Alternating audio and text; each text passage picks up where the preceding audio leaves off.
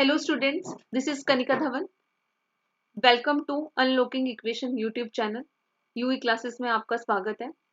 तो आज हमारी चैप्टर 2 की एमसीक्यू सीरीज रहने वाली है। Chapter 2 heredity and environment. ठीक है, कल की क्लास में हमने ग्रोथ एंड डेवलपमेंट किया था। तो हेरिडिटी एंड एनवायरनमेंट भी एक मोस्ट इंपोर्टेंट चैप्टर रहने वाला होता है। यहाँ से भी 1 नंबर का क्वेश्चन तो पक्का आता ही आता है, राइट। तो एमसीक्यू सीरीज के साथ साथ हम कंसेप्ट भी क्लियर करने की कोशिश जरूर करेंगे, राइट। तो स्टार्ट करते हैं। फर्स्ट क्वेश्चन आपके सामने, ठीक है। क्या पूछ रहा है ये? In the context of nature nurture debate which one of the following statement seems appropriate to you. ठीक है, नेचर को हम किससे रिलेट कर सकते हैं? हेरिडिटी से। नर्चर को एनवायरमेंट से। तो आनुवांशिकता, कुदरत ते परवरिश। ठीक है, आनुवांशिकता और कैसे किस माहौल में आप पले हो, बड़े हो, आपका जो वातावरण है आसपास का, दोनों की बात यहाँ पर पूछी गई है। हेरिडिटी और एनवायरमेंट, जो कि हमारे चैप्टर का नाम भी है। अब अगर हम नेचर नर्चर डिबेट की बात करें, हेरिडिटी एनवायरमेंट डिबेट, कुछ साइकोलॉजिस्ट ने हेरिडिटी को ज्यादा इंपॉर्टेंट रोल बताया, कुछ ने एनवायरमेंट को ज्यादा इंपॉर्टेंट रोल दिया। ठीक है, तो एक डिबेट का विषय रहा। हम साइकोलॉजी में काफी ज्यादा डिबेट्स पढ़ते हैं, कॉन्टिन्यूटी डिसकॉन्टिन्यूटी डिबेट पढ़ते हैं, नेचर नर्चर डिबेट पढ़ते हैं।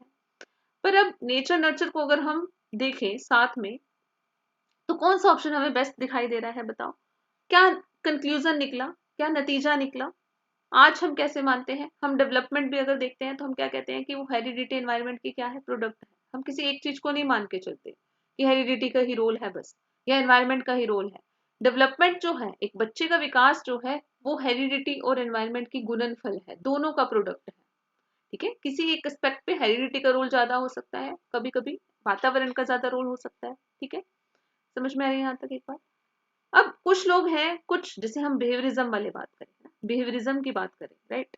बिहेवियरिज्म की अगर हम बात करें तो उनका क्या मानना था? वो एनवायरनमेंट को ज्यादा इंपॉर्टेंट रोल बताते थे। तभी तो ये डिबेट चली ना कि कुछ लोगों ने एनवायरनमेंट को ज्यादा इंपॉर्टेंट रोल बताया। तो उनका क्या मानना था कि जो व्यवहार है, जो बिहेवियर है, उसको सिखाया जा सकता है। ठीक है, व्यवहार को सिखाया जा सकता है। जैसे हम पैवलव की क्लासिकल कंडीशनिंग अगर आपने किसी ने पढ़ी हो, तो व्यवहार को दो को सिखाया गया कंडीशनिंग के थ्रू। ठीक है, अगर हम वोटसन की बात करें, जेबी वोटसन, जो कि फादर भी कहे जाते हैं, फादर भी कहे जाते हैं बिहेवियरिज्म के। कौन? वोटसन। ठीक है, वोटसन तो पिता कहे जाते हैं, जनक कहे जाते हैं व्यवहारवाद के। उन्होंने एनवायरनमेंट को भूमिका दिखाई, उन्होंने नेचर को नहीं माना ज्यादा। उनका कहना क्या था कि आप जो भी जीन्स लेकर पैदा हुए हो, ठीक है, डजंट मैटर। ठीक है, जीन्स को वो इम्पोर्टेंट रोल नहीं मानते थे, जीन्स को भूमिका नहीं दी कि आप की अनुवांशिकता, आपकी क्या जीन्स है, आपकी क्या हेरिडिटी है, डजंट मैटर। आप मुझे एक न्यू बॉर्न चाइल्ड दो, मैं उसको शुरू से ही ऐसा व्यवहार करवाऊंगा, ऐसा वातावरण दूंगा, जिसको चोर बनना है उसको चोर बन जाएगा, जिसको पुलिस लाइन में जाना है उसको पुलिस वाला एनवायरनमेंट स्टार्टिंग से देना है, जिसको डॉक्टर बनाना है तो वो डॉक्टर वाला माहौल ही स्टार्टिंग से ही, है ना, वही चीजें सिखाई जाएंगी। तो एनवायरनमेंट को ज्यादा इंपॉर्टेंट रोल बताया। ठीक है, तो आप में से भी कुछ लोग हो जो बिहेवियर को ज्यादा इंपॉर्टेंट रोल दे सकते हो। पर यहाँ पर इस क्वेश्चन में क्या पूछा गया है? नेचर और नर्चर दोनों की बात हो रही है। तो फर्स्ट ऑप्शन को अगर हम देखें, a child is like a blank slate whose character can be molded by the environment into any shape। मतलब बच्चा एक खाली स्लेट वांग होता है। ये कथन किसने कहा था? ये भी पता होना चाहिए। स्टेटमेंट किसकी है? जॉन डुई ने इसको ज्यादा महत्व बताया था या नहीं? नहीं, नो नो नो, गलत। जॉन डुई ने नहीं, जॉन लॉक ने। ठीक है, ठीक है, जॉन लॉक ने। समझ में आ रही है बात? हाँ जी, एक सेकंड। तो जॉन लॉक ने बोला था कि बच्चा क्या है? कोरा कागज है भाई, कोरे कागज के साथ आता है। जॉन लॉक का मानना था ये। ठीक है, वो वातावरण से सब कुछ सीखता है, इनेट कुछ भी नहीं है। जैसे माहौल में पलता है, बड़ा होता है, जो जो उसको एक्सपीरियंस लेता है वो लाइफ में, वो सीख जाता है। ठीक है, ये स्टेटमेंट जॉन लोग का था। तो फर्स्ट ऑप्शन सिर्फ एनवायरनमेंट की बात कर रहा है, कट हो गया। Environmental influence only have a little value in shaping up a child's behaviour. बच्चे का जो व्यवहार है उसमें किसका ज्यादा इन्फ्लुएंस है? एनवायरमेंट का है, वातावरण का है। ठीक है, which is primarily genetically determined. ठीक है, मतलब environmental influence only have a little value, व्यवहार का रोल ही बहुत कम है, ज्यादा किसका रोल है? जेनेटिक्स का है। हम ऐसा कभी नहीं कह सकते। ठीक है, यहाँ पर हेरिडिटी एनवायरमेंट के प्रोडक्ट का मतलब है किसी एस्पेक्ट में हेरिडिटी का ज्यादा है, क्योंकि कुछ चीजें देखो हमारे बस में नहीं है। हमें कैसे जीन्स मिले, माता पिता से कैसे गुण हम लेकर पैदा हुए हैं, हमें नहीं पता, हम नहीं उसको चेंज कर सकते ना। पर एनवायरनमेंट को फिर भी कुछ हद तक चेंज किया जा सकता है, ठीक है। एनवायरनमेंट, आपको माहौल, आपकी परवरिश बहुत अच्छे से हुई है, आपकी स्कूलिंग, कॉलेज लाइन, सब कुछ बहुत अच्छा गया, एनवायरनमेंट इतना अच्छा मिला आपको, है ना। तो दोनों की ही प्रोडक्ट है हमारा जो डेवलपमेंट है, दोनों पे ही डिपेंड कर गया ना। तो किसी एक को ज्यादा किसी एक को कम नहीं हम कह सकते हैं कि उसका बिल्कुल लिटिल इंपॉर्टेंस और उसकी ज्यादा है। जब नेचर नेचर की बात हो रही है तो दोनों की इंटरेक्शन है, क्या कहता है ये, इंटरेक्शन है, ठीक है। दोनों एक दूसरे के साथ जुड़े हुए हैं, हम किसी एक चीज को इग्नोर नहीं कर सकते हैं। तो सेकेंड ऑप्शन भी कट हो गया। Heredity and environment are inseparably inseparable है, इंटरवोन है एंड बोथ इन्फ्लुएंस डेवलपमेंट, कि विरासत ते वातावरण एक दूजे नाल अटूट तौर ते जुड़े हुए हैं, बिल्कुल एक दूसरे से जुड़े हुए हैं, ठीक है। C is the right answer, ठीक है। अगर हम फोर्थ ऑप्शन को भी देखें, children are genetically predisposed to what they would be like irrespective of whatever environment they grow up, जैसा मर्जी आपको वातावरण मिला हो, पर आप पूरी तरह से सिर्फ हेरिडिटी पे डिपेंड करते हो, नहीं, दोनों की इंटरेक्शन है। समझ रहे हो ये बात, ठीक है। यहां तक क्लियर हुआ? हाँ जी। तो आपको याद रखना है कि जो डेवलपमेंट है वो हेरिडिटी एनवायरनमेंट की प्रोडक्ट है, ये स्टेटमेंट हमेशा सही जाएगी। कभी भी हम ऐसा नहीं कह सकते कि H+E होता है या H-E होता है, ये बात बहुत गलत है, क्योंकि दोनों को इक्वल इक्वल रोल हम कभी भी नहीं बता सकते, ठीक है। प्रोडक्ट को अच्छी तरह से अगर हम देखें, हम कहें एनवायरनमेंट का रोल अगर आपको मिला 5, ठीक है, 10 में से मैं एनवायरनमेंट को 5 पॉइंट्स दूँ, समझ रहे हो, और हेरिडिटी का मिला 3, तो डेवलपमेंट कितना हो गया आपका, 15 गुना हो गया। अगर आपको हेरिडिटी का मिलता है 5, डेवलपमेंट का मिलता है 8, तो डेवलपमेंट कितना हो गया, हेरिडिटी का मिलता है 8, तो डेवलपमेंट हो गया 40। समझ रहे हो ना कि दोनों के प्रोडक्ट है। कभी भी हम ये नहीं कह सकते कि बराबर बराबर है। समझ में आ रही है बात या नहीं? कुछ चीजें हमारे हाथ में नहीं है। हेरिडिटी, आनुवंशिकता जो हमें मिली, नहीं चेंज किया जा सकता ना, ठीक है। हेरिडिटी हमारी क्या होती है, स्टैटिक, एंड एनवायरनमेंट हमारा होता है डायनामिक, गतिशील, बदला जा सकता है ना कुछ हद तक तो, पर एनवायरनमेंट को नहीं बदला, हेरिडिटी को नहीं बदला जा सकता। क्लियर हुआ यहाँ तक? Next question, effect of heredity on a particular behaviour is indicated. यहाँ पर सिर्फ हेरिडिटी की बात पूछी है, किसकी बात पूछी है, हेरिडिटी की। इज इंडिकेटेड व्हेन, अब यहाँ पर देखो, हमें दो तरह के हमने ये पढ़ा है, फ्रेटर्नल ट्विंस और आइडेंटिकल ट्विंस के बारे में पहले हम पढ़ना चाहेंगे, ठीक है। एक बार मैं आपको ये थोड़ा सा एक्सप्लेन करती हूँ, ठीक है। आइडेंटिकल ट्विंस कौन से होते हैं, आइडेंटिकल ट्विंस और फ्रेटर्नल ट्विंस, समझ रहे हो। आइडेंटिकल भी वही बात होगी, जुड़वा बच्चे, हाँ, जुड़वा बच्चे एक ही प्रेगनेंसी में जब मदर को बेबी हुआ, है ना। ट्विंस का मतलब तो हमेशा जुड़वा ही होता है ना, जुड़वा ही हुआ, पर जुड़वा बच्चे ही हैं, फ्रेटर्नल ट्विंस भी जुड़वा बच्चे, है ना। पर डिफरेंस क्या है दोनों में, ठीक है। अगर हम बात करते हैं किसकी, आइडेंटिकल ट्विंस की बात अगर हम करते हैं, ठीक है, अगर हम आइडेंटिकल ट्विंस की बात कर रहे हैं, एक ही प्रेगनेंसी में, एक ही जायगोट है, एक ही प्रेगनेंसी है, ठीक है, एक ही एग है, एक ही स्पर्म है, ठीक है, एक ही एग है, एक ही स्पर्म है। समझ में आ रही है बात? अब एक ही एग एक ही स्पर्म, इससे समझने से पहले थोड़ा सा आपको बेसिक में क्लियर कराऊंगी अगर आपको नहीं पता। हमें पता है कि टोटल हमारी बॉडी में कितने क्रोमोसोम्स होते हैं, 46 क्रोमोसोम होते हैं, 46 क्रोमोसोम होते हैं, ठीक है। अब इन 46 क्रोमोसोम यानी कि 23 पेयर ऑफ क्रोमोसोम होते हैं, राइट, इतना आपको पता है, ठीक है। पेयर्ड में तो 23 हो गए ना, तो 23 पेयर ऑफ क्रोमोसोम्स में से अगर हम बात करें, 22 पेयर्स क्या होते हैं, सेम होते हैं, ठीक है। और एक पेयर होता है वो हमारा कहा जाता है सेक्स क्रोमोसोम, सेक्स क्रोमोसोम। और 22 पेयर्स को हम क्या कहते हैं जो सेम होते हैं, ऑटोसोम। इतना क्लियर हुआ यहाँ तक? यहाँ तक क्लियर हुआ, ठीक है, इतना पता होना चाहिए आपको पहले तो। अब पेयर में होते हैं हमारे, है ना, क्रोमोसोम्स पेयर में है, तो कैसे दिखेंगे, या तो ऐसे दिखेंगे एक्स एक्स, या तो दिखेगा एक्स वाई, समझ रहे हो, ऐसे ही हो सकता है ना पेयर, एक्स एक्स होएगा या फिर एक्स वाई। सेक्स क्रोमोसोम कैसा होगा, एक्स एक्स या एक्स वाई। और जो कि एक्स एक्स की अगर हम बात करें, ये क्रोमोसोम आपको देखने में मिलेगा मदर में, ठीक है, फीमेल में, और एक्स वाई फादर के पास होगा। समझ रहे, ये एक जो क्रोमोसोम है उसकी शक्ल ऐसे देखने को मिलेगी, ठीक है। 22 पेयर्स को हम ऑटोसोम्स कहते हैं, ठीक है। 22 पेयर कॉमन हो गए, ऑटोसोम्स जिसको हम बोलते हैं, और एक पेयर हो गया अलग। अब यही बेबी का जेंडर डिसाइड करता है, ठीक है, डिसाइड करता है, सेक्स क्रोमोसोम डिसाइड करता है बेबी का जेंडर, कि बेबी बॉय होगा या बेबी गर्ल होगी। समझ में आया? अब देखो, ठीक है, आप फ्रेटर्नल और आइडेंटिकल ट्विन समझने से पहले यही बात समझो, ठीक है। अब देखो, अगर अगर अगर ठीक है, अगर क्या हुआ, मदर ने कंट्रीब्यूट किया एक्स, मदर ने क्या कंट्रीब्यूट किया एक्स, एंड फादर ने भी कंट्रीब्यूट कर दिया एक्स, क्योंकि एक एक पेयर में से एक एक ही जाएगा बेबी के पास, ठीक है। तो बेबी के पास क्या आया, एक्स एक्स, यानी कि बेबी क्या हुई, बेबी गर्ल हुई। Congratulation, clapping, right. अगर मदर ने एक्स, क्योंकि मदर के पास सिर्फ एक्स एक्स ही है, जो हमारा एक पेयर अलग रह गया, मदर के पास क्या सिर्फ एक्स ही है, मदर सिर्फ एक्स ही कंट्रीब्यूट कर सकती है। एंड फादर ने कंट्रीब्यूट किया वाई, फादर ने क्या कंट्रीब्यूट किया, वाई, तो क्या हो गया हमारा, बेबी बॉय। समझ में आई बात?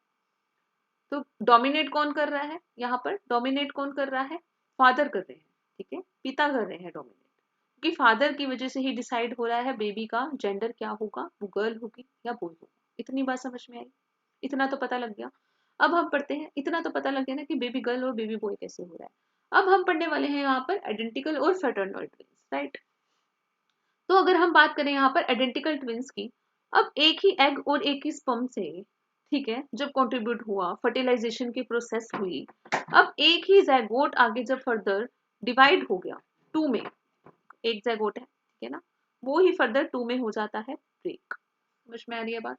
अब ये एक ज़ायगोट टू में जो ब्रेक हुआ, ठीक है, उसने जो क्रोमोसोम लिया होगा, जो सेक्स क्रोमोसोम मदर और फादर से कंट्रीब्यूट होके आया, अब बच्चे के अंदर तो 46 ही आएंगे ना, 23 मदर से, 23 फादर से। मैं पेयर की बात नहीं कर रही यहाँ पर, टोटल क्रोमोसोम की बात कर रही हूँ, ठीक है। 23 क्रोमोसोम मदर से, 23 फादर से, जिसमें से 22 सेम थे, ठीक है। एक क्रोमोसोम जो अलग है वही तो जेंडर डिसाइड करेगा।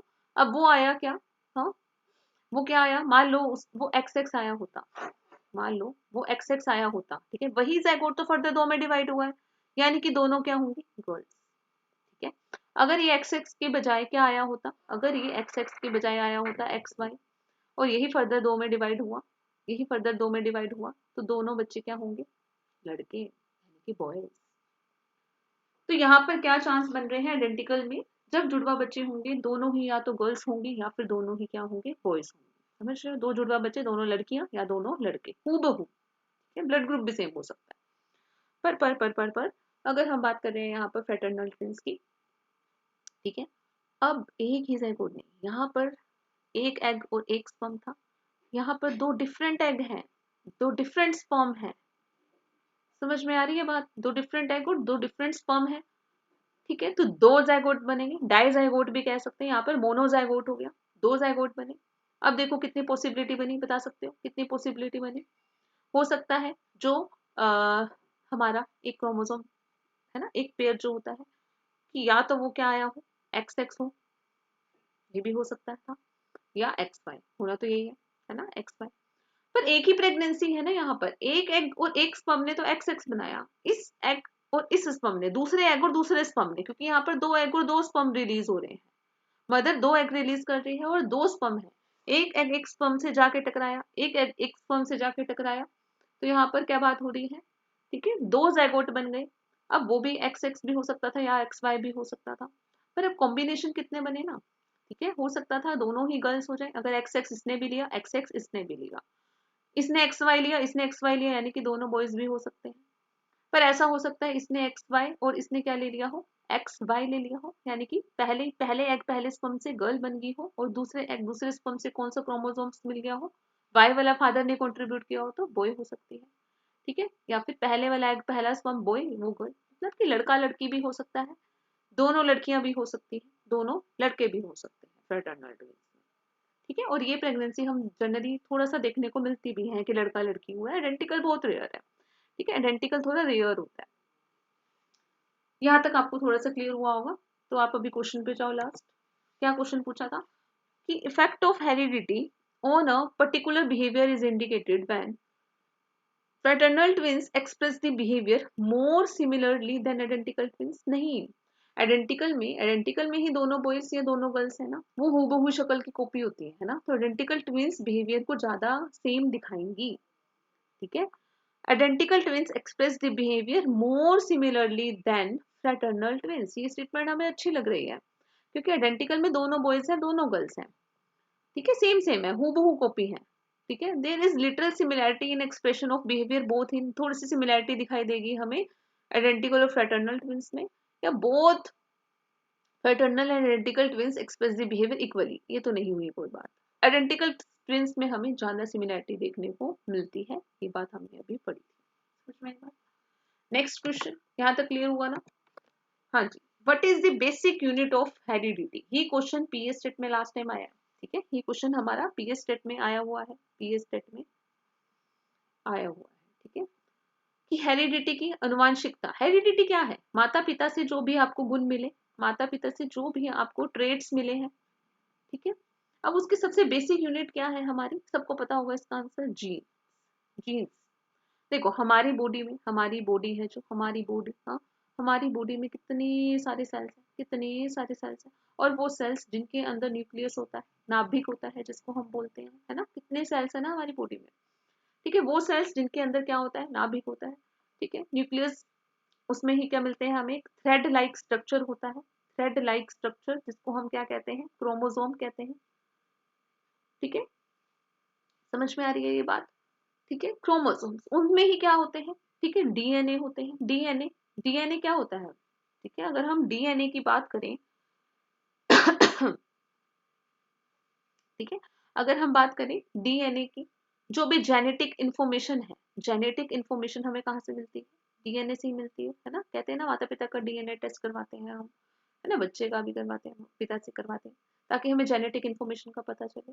पर सबसे छोटी फंडामेंटल यूनिट की अगर बात पूछी जाएगी, सबसे छोटा कौन सा होगा, क्रोमोसोम, तो बड़ी बात होगी ना, बेसिक यूनिट क्या कहलाएगी हमारी, जीन कहलाएगी।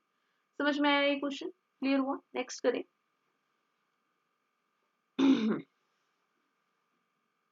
जैसे हम कितने सारे जीन्स की बात करते हैं, आई कलर वाला जीन हो गया, हेड कलर वाला जीन हो गया, हेड का, है ना, बहुत सारे जीन्स होते हैं। ठीक है, हमारी बॉडी में बहुत सारे जीन्स होते हैं। Next question, environmental factor that shape development include all of the following, हेठ लिखे विचों केड़ा वातावरण कारक विकास ਨੂੰ प्रभावित नहीं करता, वातावरण को प्रभावित नहीं करता, यानी कि वातावरण की बात कौन से ऑप्शन में नहीं है। ठीक है, क्वालिटी ऑफ एजुकेशन, एजुकेशन आपको मिल रही है, एनवायरमेंट का रोल ही है या नहीं, बताओ, एनवायरमेंट ही हो गया ना। ठीक है, ठीक है, आपकी फिजिक कैसी है, ठीक है, आपका शारीरिक ढांचा कैसा है, आपका शारीरिक ढांचा कैसा है, फिजिकल एस्पेक्ट की बात हो रही है। न्यूट्रिशन आप बाहर से ले रहे हो, ठीक है, बर्गर खा रहे हो, आप बर्गर खा रहे हो, या दाल खा रहे हो, रोटी खा रहे हो, प्रोटीन ले रहे हो, राइट, ये सब न्यूट्रिशन है, कहाँ से मिलेगा, बाहर से मिलेगा, आपके अंदर तो नहीं है ना ये चीज। ठीक है, कल्चर, आपकी संस्कृति, सभ्याचार, ये भी एनवायरनमेंट का ही बात कर रही है, ये भी एनवायरनमेंट की बात कर रही है। ठीक है, तो यहाँ पर कौन सा ऑप्शन है जो एनवायरनमेंट की बात नहीं कर रहा, हमारी भाषा, हमारी संस्कृति बाहर से, कल्चर से हमें मिलेगी, बाहर ही बात होगी, एनवायरनमेंट आ गया। एजुकेशनल, है ना, आप किस इंस्टीट्यूट में हो, किस कॉलेज में हो, कौन सी स्कूलिंग हुई, ये सब क्या हो गया, हाँ, ये सब क्या हो गया, एनवायरनमेंट की बात होगी। तो आपकी जो फिजिक है, आप कैसे दिखते हो, आपका रूप रंग, ठीक है, आपका रूप, आपका रंग, आकार, बॉडी, है ना, आई कलर, ये सब हमारा किस में कहलाएगा, फिजिक में कहलाएगा। ये सब किससे रिलेट करता है, हमारी हेरिडिटी से, कि हमें माता पिता से क्या गुण मिले हैं। समझो कितना आसान क्वेश्चन था ये भी, राइट। ठीक है, अब देखते हैं आगे। हाँ जी, who is known as the father of genetic, father of genetic की यहाँ पर बात हो रही है, जेनेटिक के फादर कौन कहे जाते हैं, जेनेटिक के पिता, ठीक है, Grigor, Grigor Mendel, Grigor Mendel. Mendel ने मटर के पौधों के ऊपर प्रयोग किए थे, मटर के पौधों के ऊपर प्रयोग किए थे, ठीक है, मटर के पौधों के ऊपर प्रयोग किए थे। और बताए लॉज कौन से, ये भी पूछा जाता है, पीएस सेट के एग्जाम में आया हुआ है ये भी। लॉ ऑफ रिग्रेशन, क्या लिख रही हूँ मैं, रुको,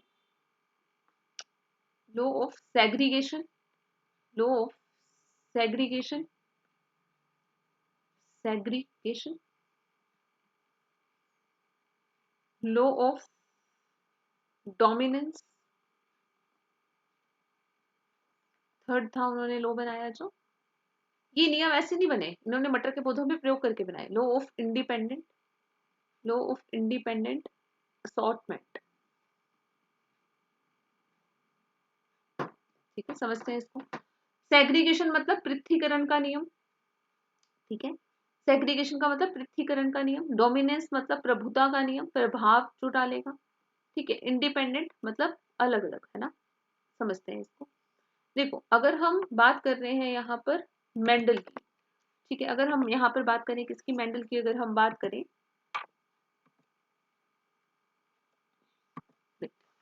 समझते हैं एक बार, थोड़ा सा समझाने की मैं कोशिश करूंगी। हालांकि इन्होंने मटर के पौधों पर प्रयोग किया, इतना डीपली नहीं पूछा जाता, बस ये पूछा जाता है, फिर भी हम थोड़ा समझते हैं, ठीक है। जैसे आपकी एक हो गया हाइट वाला, ठीक है, आपका हो गया हाइट वाला, जैसे एक टॉल हाइट है, स्मॉल टी को हम ले लेते हैं छोटी हाइट से, है ना, दोनों ट्रेट होंगे आपके अंदर, है ना, छोटी हाइट वाला ट्रेट भी होगा, बड़ी हाइट वाला ट्रेट भी होगा, ठीक है। अब ट्रेड्स को जो हम अगर हम इसको देखें, एलीज को अगर हम देखें, एलीज को हम हमेशा पेयर्स में देखते हैं, ठीक है। मान लो टी के साथ क्या आया, टी ही आया, यहाँ पर टी और कैपिटल टी, ठीक है, क्रॉसिंग करो, टी के साथ टी का कॉम्बिनेशन बना, कैपिटल टी के साथ कैपिटल टी, स्मॉल टी के साथ स्मॉल टी, स्मॉल टी के साथ कैपिटल टी, ठीक है। टी बहुत सारे गुण हैं आपके अंदर, टी को हम डोमिनेंट ट्रेट कह रहे हैं, स्मॉल टी को हम रिसेसिव ट्रेट कह रहे हैं, रिसेसिव मतलब छुपा हुआ ट्रेट है जो आपका, ठीक है। कैपिटल टी का मतलब ये हो गया डोमिनेंस, जो अपना प्रभाव ज्यादा दिखाता है। अब डोमिनेंस के साथ जब भी रिसेसिव यानी कि छुपा हुआ ट्रेट आएगा, आंसर डोमिनेंट ही आएगा, यानी कि आपकी हाइट क्या होगी, बड़ी ही होगी, ठीक है। ये क्या हो रहा है, पृथ्वीकरण हो रहा है। ये जो मैंने पेयरिंग करी ना, ये जो पेयरिंग उठ के आ रही है, ये जो टी इस टी के साथ ही मिला, इसको क्या कह रहे हैं, सेग्रीगेट हो रहा है, पृथ्वीकरण हो रहा है, अलग अलग हो रहा है, ट्रेड्स का अलग अलग होना, ठीक है। कैपिटल टी तो बड़ी हाइट वाला ट्रेड ही आया, अगर टी के साथ ये टी मिलता तब जाके छोटी हाइट आती है आपकी, ठीक है। पर टी कैपिटल टी से मिलेगा फिर भी आपकी हाइट बड़ी ही होगी, मतलब कॉम्बिनेशंस बताए जा रहे हैं यहाँ पर, ठीक है। ये क्या हो रहा है, एलिस का सेग्रीगेट होना।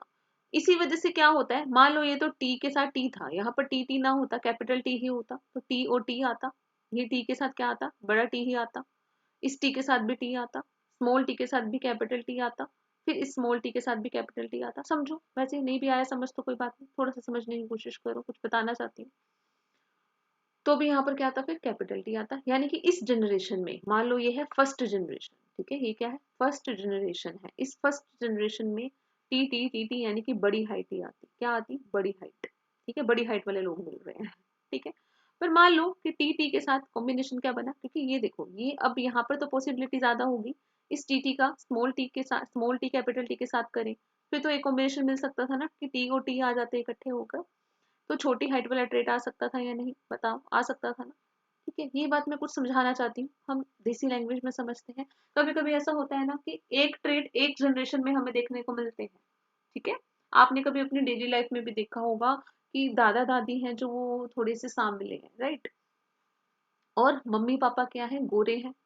मम्मी पापा तो गोरे थे पर दादा दादी सांवले थे, उनके बच्चे हुए वो भी बहुत गोरे हुए, पर उनके बच्चे फिर सांवले हो गए, पता चला उनके दादा दादी कभी सांवले थे, मतलब वो वाला ट्रेट जो एक जनरेशन में आया ही नहीं, बाद में कहीं और आ गया, ठीक है। जैसे कि मैं रणवीर सिंह और आलिया भट्ट की बेटी है जो राहा, उनकी आई कलर देखो, रणवीर की आई भी ब्लैक है, आलिया की भी ब्लैक है, पर उनके दादाजी की क्या थी, आई कलर क्या था, बिल्ली आंखें थी ना, पर राहा में वो ट्रेड हमें देखने को मिला, राइट।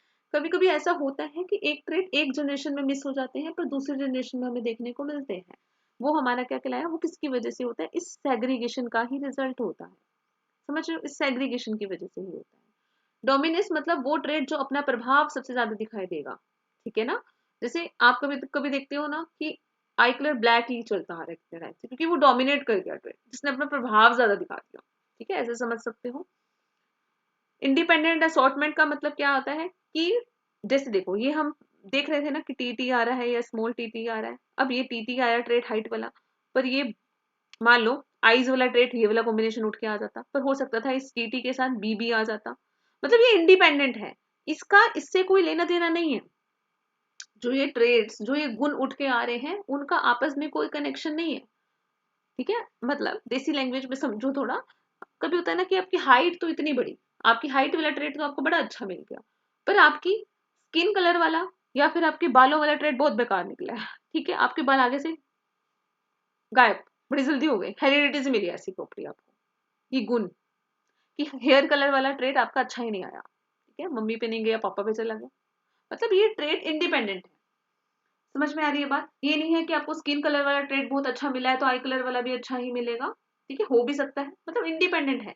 ये जो हम पेयर कॉम्बिनेशन बना रहे हैं ना कि कैपिटल बी ही आएगा या स्मॉल बी ही आएगा, हमें नहीं पता, नहीं पता, सच में नहीं, कि कोई भी ट्रेड उठ के आ सकता है, तभी तो हमारे हाथ में नहीं है ना हमारे जीन्स, हम क्यों कहते हैं, ठीक है, स्टैटिक क्यों कह रहे हैं, हेरिडिटी नहीं बदल सकते ना, वरना तो कोई बच्चा बीमार ही पैदा ना हो। आज साइंस ने तरक्की कर ली, बहुत सारी चीजों को हम जेनेटिक टेस्टिंग के थ्रू ठीक कर सकते हैं, ठीक है, हम जेनेटिक टेस्टिंग पहले ही करा लेते हैं कि जीन्स गलत खराब जीन्स ना आ जाए, वो अलग बात है, बट इन जनरल नेचर की अगर हम बात करें तो हमें नहीं पता ना कि कौन से कॉम्बिनेशन उठ के आएंगे।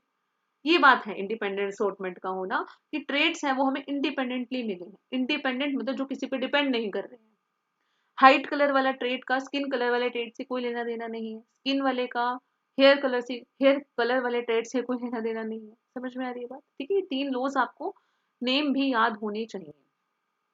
क्लियर हुआ यहाँ तक बात, क्लियर हुई? अगला क्वेश्चन। अब देखो ये भी एक अच्छा क्वेश्चन है। हम हेरिडिटी में बेसिक एक बार तो यही क्वेश्चन आया था कि कौन कौन से लॉज हैं, हम लॉज बहुत सारे पढ़ते हैं। एक तो हो गया सिमिलैरिटी, समानता का नियम।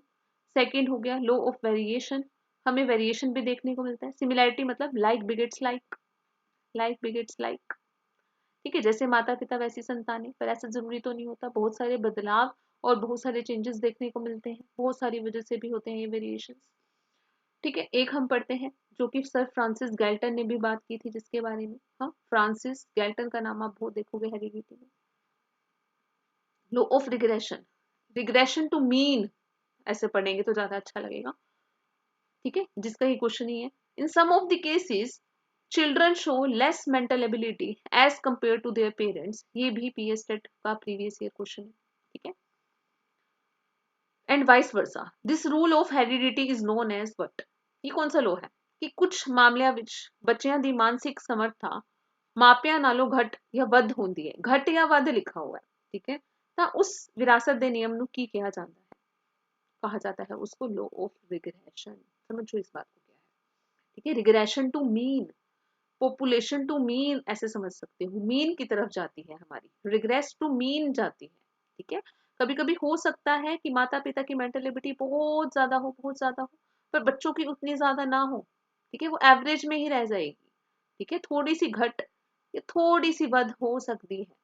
समझ में आ रही हो, थोड़ी सी वध भी हो सकती, बहुत घट भी नहीं तो बहुत वध भी नहीं, थोड़ी सी वध थोड़ी सी घट हो सकती है as compare to their parents, पर रहेगी मीन, कैसे रहेगी, रिग्रेशन टू मीन रहेगी, इसको हम क्या कहते हैं, लॉ ऑफ रिग्रेशन। समझ में आ रही है बात, यहाँ से क्वेश्चन आया हुआ है, दोनों ही वे में हम यहाँ पर देखेंगे। माता पिता बहुत नालायक है तो जरूरी नहीं है कि बच्चा भी बहुत ही नालायक होगा, थोड़ा सा वध हो सकता है, this is called law of regression. Clear हुआ? Next question, the child is a product, बच्चा क्या है, बच्चा किसका नतीजा है, किसकी प्रोडक्ट है, क्या सिर्फ एनवायरमेंट की, नर्चर की, नर्चर की नहीं, नर्चर तो नहीं, नर्चर तो वैसे भी इन्वायरमेंट ही हो गया है ना, इन्वायरमेंट को ही कहते हैं नर्चर, कि आपका नर्चरिंग कैसी हुई है, ठीक है, पालन पोषण कैसा हो, इंटरेक्शन है किसकी, डेवलपमेंट इंटरेक्शन है किसकी, नेचर की और नर्चर की, हेरिडिटी की और एनवायरमेंट की, ठीक है। देखो हेरिडिटी से मान लो आपको बहुत ब्यूटीफुल जीन्स मिले हैं, खाली हेरिडिटी को भी नहीं हम कहेंगे, हम हेरिडिटी को एज अ सीड देख सकते हैं, एक बीज की तरह देखेंगे, ठीक है। हेरिडिटी हमारा पोटेंशियल सेट कर सकती है, क्या पोटेंशियल है, क्या खासियत है हमारे अंदर, क्या हम कर सकते हैं, क्या हम कर सकते हैं, ये बताती है हेरिडिटी, क्या कर सकते हैं, क्या करेंगे डेफिनेटली नहीं बताएगी हेरिडिटी। एक बीज है, भिंडी का बीज है तो भिंडी बनेगा, ठीक है जी, पक्का बताया हमें, पर क्या करें अगर उस बीज को अलमारी के अंदर बंद कर दोगे आप, फिर तो नहीं वो कुछ बन पाएगा, हमें एनवायरनमेंट भी तो देना पड़ेगा ना। बस वैसे ही है डेवलपमेंट भी, खाली बीज कुछ नहीं कर सकता, ठीक है, उसको ग्रो करने के लिए, उसको ग्रो करने के लिए क्या चाहिए, एनवायरनमेंट भी चाहिए, समझ रहे हो बात को, ठीक है, वाटर भी चाहिए, सनलाइट भी चाहिए ना, एक पेड़ पौधे को चाहिए या नहीं, वैसे ही आपको भी स्कूलिंग चाहिए, एजुकेशन अच्छी चाहिए, सारा एनवायरनमेंट भी चाहिए। अब एक सीड तो है, एक गाने वाला म्यूजिक वाला सीड, एक बीज है आपके अंदर, तो क्या म्यूजिक में आप बहुत कमांड कर पाओगे, बहुत महारत हासिल कर पाओगे, किस पे डिपेंड करेगा कि आपको साथ में एनवायरनमेंट भी मिला, सिखाया गया, म्यूजिक टीचर मिले, तो आपका डेवलपमेंट और निखर कर आएगा या नहीं, तभी दोनों की प्रोडक्ट हुआ ये। क्या करेंगे उस बीज का, क्या करोगे, फिर तो बाथरूम सिंगर बन के रह जाओगे बस, अगर कोई एनवायरनमेंट नहीं मिला, घर पे ही गाते रहोगे थोड़ा बहुत। समझ रहे हो कि हेरिडिटी में तो था, इसीलिए इसीलिए हेरिडिटी एक पोटेंशियल तो तय कर देगी, पर कर सकते हो, पर वो सकना किस पे डिपेंड करेगा, सकते का मतलब कैन, पर वो एनवायरनमेंट पे डिपेंड करेगा। समझ रहे हो? क्लियर हुआ यहाँ तक? ये तो बेसिक बात है। नेक्स्ट करें। Heredity is consider as a dash social structure. Heredity क्या है? स्टैटिक। अभी मैंने बताया था हेरिडिटी को नहीं बदल सकते, जीन्स को नहीं बदला जा सकता, एनवायरनमेंट को तो बदला जा सकता है। आपको मेरी क्लास अच्छी नहीं लग रही, ठीक है, तो मत देखो ये क्लास। एनवायरनमेंट है ये भी, आपने ही तो डिसाइड किया। चेंज कर सकते हो, डायनेमिक है, गतिशील है, बहुत कुछ आप सीख सकते हो, सीख सकते हो यानी, है ना, गतिशील है। एनवायरनमेंट क्या है? गतिशील है। हम कितना कुछ लाइफ में सीख रहे हैं, हमारा एनवायरनमेंट ये है ना, एनवायरनमेंट जो है, वातावरण है जो, ठीक है, समझ रहे हो ना, उसको बदला भी जा सकता है कुछ हद तक, पर हेरिडिटी एक स्टैटिक सोशल स्ट्रक्चर है। ठीक है, तो आंसर क्या आएगा आपका? B option. क्लियर हुआ यहाँ तक? ठीक है। Next question, genes and chromosomes. याद रखना है, आपको याद रखना है टोटल क्रोमोसोम कितने होते हैं, ये पूछा गया है एक बार। क्रोमोसोम्स टोटल कितने होते हैं, सबको पता ही होगा ये बात। क्रोमोसोम्स कितने होते हैं हमारे? 46। पेयर कितने होते हैं? 23 पेयर होते हैं। टोटल कितने होते हैं? 46। 22 पेयर जो सेम होते हैं वो हमारे क्या कहलाते हैं? ऑटोसोम्स। याद रखोगे ये। और 1 पेयर जो अलग होता है उसको हम क्या कहते हैं? Sex chromosome. ठीक है, सेक्स क्रोमोसोम जो जेंडर डिसाइड करेगा। तो जीन्स और chromosome transfer dash aspect from the parents to the child at the time of conception in the mother's womb. माँ के गर्भ में ही डिसाइड हो गया ना। हम देखते हैं 3rd मंथ 4th मंथ में भी प्रेगनेंसी में टेस्ट होते हैं बहुत सारे, देखने के लिए कि बच्चा है जो उसके ऑर्गन्स अच्छे से डेवलप हो रहे हैं नहीं, कोई जेनेटिक प्रॉब्लम तो नहीं, सब टेस्टिंग होती है। क्योंकि माँ के वूम से ही हमें वो डिसाइड हो गया, जब हमने माँ ने कंसीव किया ना तभी आ गया, तभी मिल गई हमें तो हेरिडिटी। ਜਦੋਂ ਮਾਂ ਦੀ ਕੋਖ ਵਿੱਚ ਗਰਭ ਧਾਰਨ ਹੁੰਦਾ ਹੈ ਤਾਂ ਜੀਨ ਤੇ ਕ੍ਰੋਮੋਸੋਮ ਮਾਪਿਆਂ ਵੱਲੋਂ ਕਿਹੜੇ ਪੱਖਾਂ ਨੂੰ ਬੱਚੇ तक पहुंचाते हैं? कैसे पहुंचते हैं? हेरिडिटी है ना, हेरिडिटी है ये। समझ रहे हो? तो ये कोई मॉरल और मोरल तो नहीं है, सोसाइटल व्यू तो नहीं बता रहा ना कुछ। ठीक है, आंसर क्या, कितना आसान था ये, तो हेरिडिटी है। ठीक है, क्योंकि जीन्स की बात आ गई। ठीक है, व्हाट इज म्यूटेशन? म्यूटेशन का मतलब क्या होता है? कुछ बदलाव, कुछ ऐसे चेंजेस होना। ठीक है, a change in the DNA sequence में कुछ चेंज होना। जैसे मैं समझाती हूँ आपको, जैसे मैंने लिखा I love psychology, psychology, psychology. ठीक है, ऐसे ही जेनेटिक जो हमारी है ना, जेनेटिक मटेरियल हमारा जो है, एक कोडिंग ही हो रखी है, एक तरह की कोडिंग ही है। हम समझना थोड़ा सा मुश्किल है, मैं इस शब्द से समझा रही हूँ। तो मान लो कभी कभी कुछ बदलाव हो जाते हैं, किसी के कोई एक लेटर है ना, देखो कईयों को ना क्रोमोसोम्स भी हम चेक भी कर सकते हैं ना, क्रोमोसोम्स वगैरह को भी चेक करवाया जा सकता है कि आपके सारे पेयर सही हैं या नहीं। कभी कभी देखते हैं ना किसी का 23 पेयर होता है, क्योंकि देखो 21वां गुणसूत्र, 21वें गुणसूत्र में 21वें क्रोमोसोम्स में कोई दिक्कत हो तो भी बच्चे के ऊपर है ना ड्वार्फिज्म हो सकता है, कुछ बहुत सारे मेजर प्रॉब्लम हो सकती है क्रोमोसोम्स में कमी के कारण।